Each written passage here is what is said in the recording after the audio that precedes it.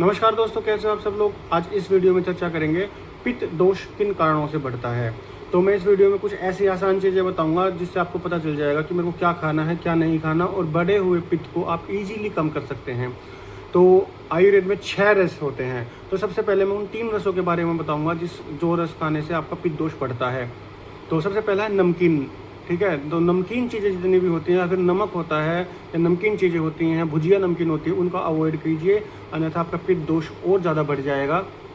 उसके अलावा खट्टी चीज़ें जितनी होती हैं, ठीक है, तो खट्टी चीज़ें हमें नहीं खाने हैं। खट्टे अचार, खट्टी इमली, इस तरीके की चीज़ें खट्टी हमें नहीं खाने हैं। फिर खट्टे जो फ्रूट्स होते हैं वह भी नहीं खाने, अच्छे पके हुए फ्रूट्स खाने हैं।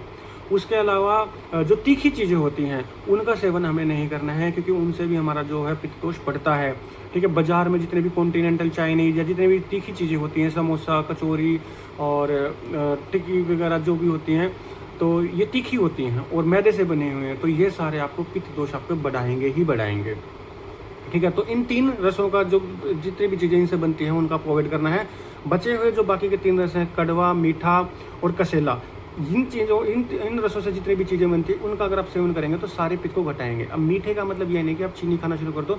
जितने भी नेचुरल स्वीटनेस होते हैं, जो मीठे मीठे फल होते हैं जिनके अंदर थोड़ा पानी ज़्यादा होता है या ठंडी तासीर के होते हैं, वो सारा आपको पित्त दोष को घटाएंगे। कड़वी चीज़ें, नीम, गिलोय, कुटकी, चिरायता, करेला, ये सारे पित्त दोष को कम करते हैं। कसीली चीज़ों में हरड़ हो गया, बहेड़ा हो गया, आंवला हो गया, त्रिफला हो गया, शहद हो गया, ये सारे भी पित्त को कम करते हैं।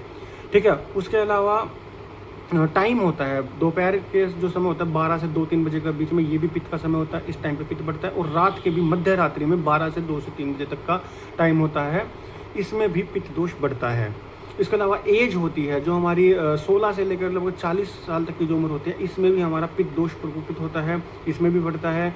और ऋतुएँ होती हैं जैसे कि शरद ऋतु और ग्रीष्म ऋतु, इसमें भी हमारा ये 2 ऋतु होती है, इसमें भी हमारा पित्त अधिक रहता है। तो इन 2 ऋतुओं में हमें पित्तवर्धक चीज़ें नहीं खानी चाहिए।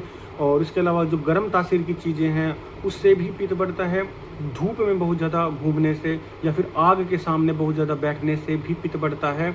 और जितने भी हमारे रक्त को दूषित करेंगे ऐसी चीज़ें खाने से भी हमारा पित्त प्रकोपित होता है। बहुत ज़्यादा चिंता करने से, बहुत ज़्यादा ईर्ष्या करने से और बहुत ज़्यादा क्रोध करने से भी हमारा पित्त दोष जो है वो कुपित होता है।